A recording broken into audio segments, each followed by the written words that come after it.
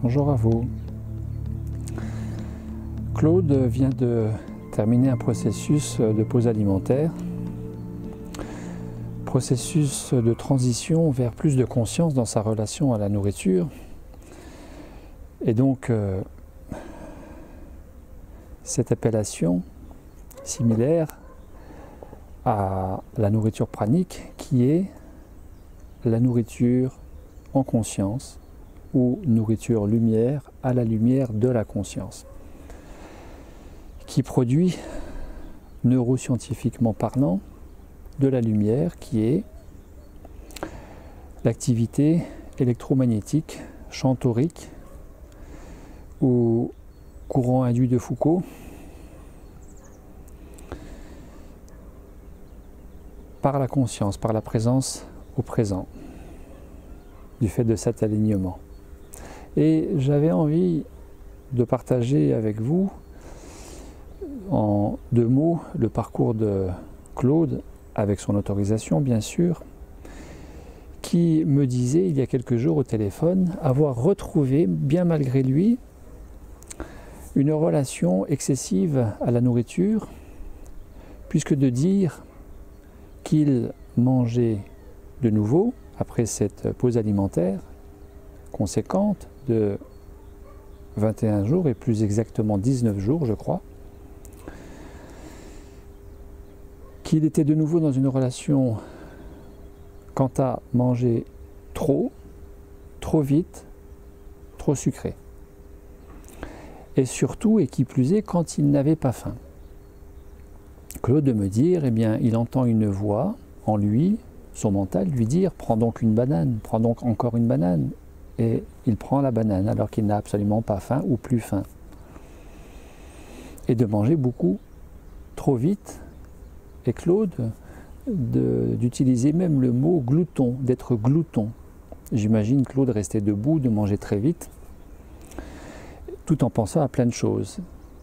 Et en tout cas, pas forcément d'être présent à l'acte de mâcher, à l'acte d'humecter la nourriture au niveau de la bouche avec la salive.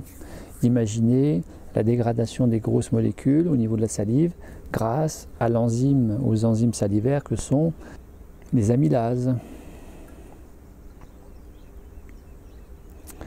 Et donc, nous discutons et je raconte à Claude que je viens de terminer un accompagnement de 21 jours pour 3 personnes, 3 femmes. Et lui, la première question de me dire, alors est-ce qu'elles ont réussi à être praniques ? Il n'y a plus lieu de se poser ce genre de questions à partir du moment où vous avez compris que si Freud disait que tout est sexuel, en son époque, les neurosciences,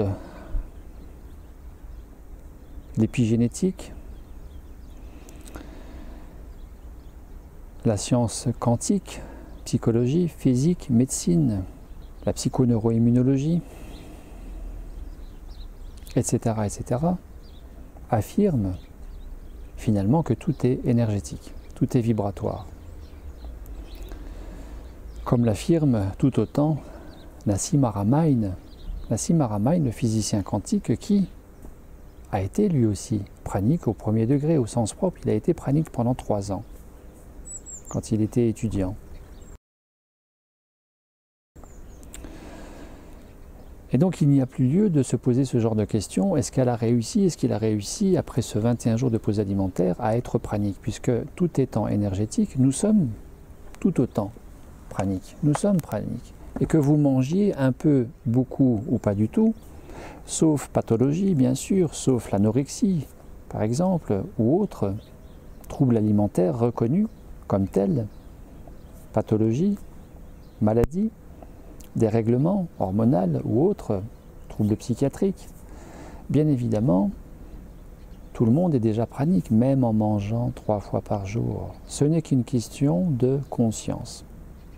Ce n'est qu'une question de reconnexion au champ de la conscience, au niveau de l'infiniment petit, symboliquement, nous autres, les êtres humains, qui nous permet de nous relier à l'infiniment grand le champ unifié quantique, la perception de l'univers en tant que tel.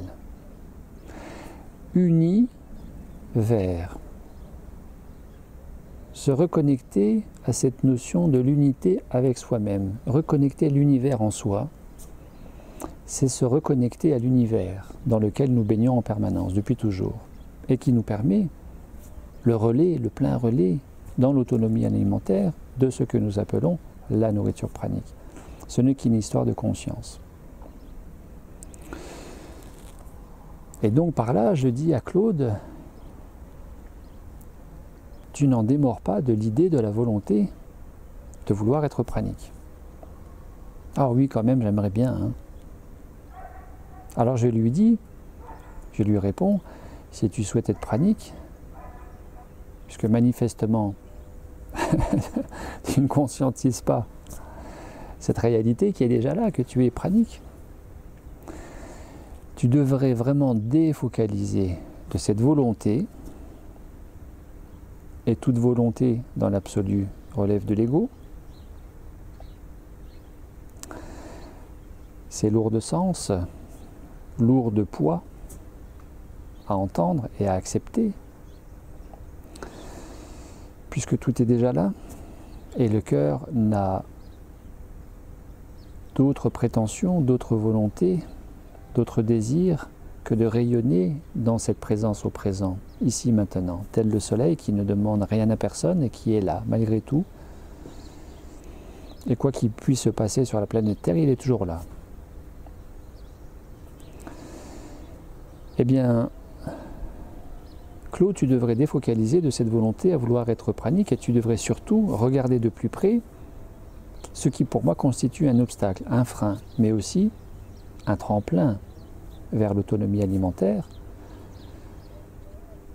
que constituerait le fait d'aller visiter, regarder, accueillir cette gloutonnerie, cette relation compensatrice de remplissage avec la nourriture, parce que tu te remplis. Claude, je reprends les mots, hein, ce qu'il m'a détaillé au téléphone, tu te remplis pour quelque chose qui n'est pas identifié, conscientisé, et qui te maintient à distance de l'autonomie alimentaire, qui te maintient à distance d'écouter, de respecter les véritables besoins du corps en termes de besoins nutritifs exprimés par la faim du corps, la faim de l'estomac, et non pas la pseudo-faim qui est l'envie de manger, mentalisée et appuyée par peut-être certaines émotions. Tout le monde a expérimenté que le fait d'être triste, contrarié, en colère, d'être dans la peur, l'appréhension, permet en mangeant, qui plus est de ne pas avoir faim, à ce moment-là, de se remplir et donc d'anesthésier les émotions et de satisfaire aux injonctions plus ou moins conscientes et parfois et souvent carrément inconscientes de pourquoi nous avons telle relation à la nourriture qui vient d'une programmation. Souvenez-vous, petit garçon, ma mère qui me disait « termine le plat, on ne va pas jeter ça à la poubelle » ou « mange parce que le frigo est fermé à clé » ou « parce que je ferme la cuisine à clé, tu ne pourras plus manger avant demain matin » etc., etc. Ou alors encore « mange pour me faire plaisir, termine le plat ». Et nous avons tendance à reproduire ces programmations que nous faisons nos croyances, que nous adoptons comme étant des réalités nous appartenant et qui viennent de ce que nos parents, nos grands-parents, nos tuteurs, peut-être, nous ont transmis. Ce n'est une fois encore qu'une question de prise de conscience. Il n'y a pas de véritable liberté sans la conscience. Sinon, nous ne pouvons parler que de libre arbitre, lequel est nourri par les conditionnements. Alors, j'avais envie de vous proposer ce que j'ai proposé à Claude, c'est de voir ou de revoir cette vidéo qui est que le plaisir de manger pose un voile sur la conscience et sur la joie d'être en conscience. Ce qui ne veut pas dire qu'il ne faut pas ou plus manger.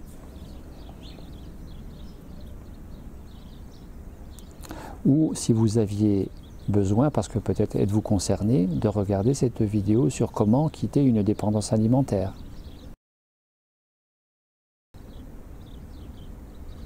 Ou encore, comment maîtriser sa relation à la nourriture. De façon plus large, ce que j'ai proposé, invité, suggéré à Claude de faire, qui est de regarder cette relation déséquilibrante, désalignante, contrariante pour lui, compulsive à la nourriture, j'avais envie d'en faire pareil avec vous, si vous le souhaitez, que ce soit dans le domaine de la nourriture, dans le domaine relationnel à l'humain, dans le domaine professionnel, dans le domaine intime, amoureux, sexuel, sportif ou autre, santé. J'avais envie de vous proposer ce petit défi, le défi de la journée. Que diriez-vous qu'à l'issue de cette petite vidéo, vous vous autorisiez, vous vous accordiez, vous vous offriez de vous poser, de vous asseoir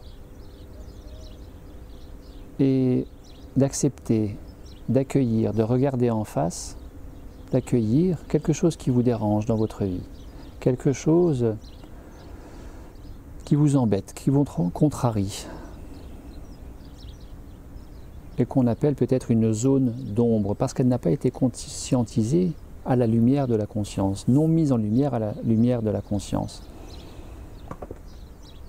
Et si vous regardiez un seul petit aspect de ce genre, une seule petite zone d'ombre dans votre vie qui fait ombre, tout simplement, à votre plein épanouissement de vous-même, à votre pleine réalisation de vous-même au présent, quel que soit le domaine. Vous fumez trop, vous aimeriez arrêter, vous buvez trop d'alcool, vous mangez trop sucré, vous êtes accro aux jeux vidéo sur Internet ou à la télévision, vous êtes accro aux films d'horreur, vous êtes fâché, vous ne parlez plus depuis des mois ou des années à telle et telle personne de votre entourage, familial, professionnel, vous êtes en conflit majeur avec votre corps que vous n'aimez pas, une partie de votre corps, etc., etc. Avant d'envisager de dépasser ce conflit, cet obstacle, et donc de l'intégrer, d'abord s'asseoir, se poser et accepter de considérer objectivement, de façon neutre, empathiquement, ce qui vous dérange, de l'accueillir.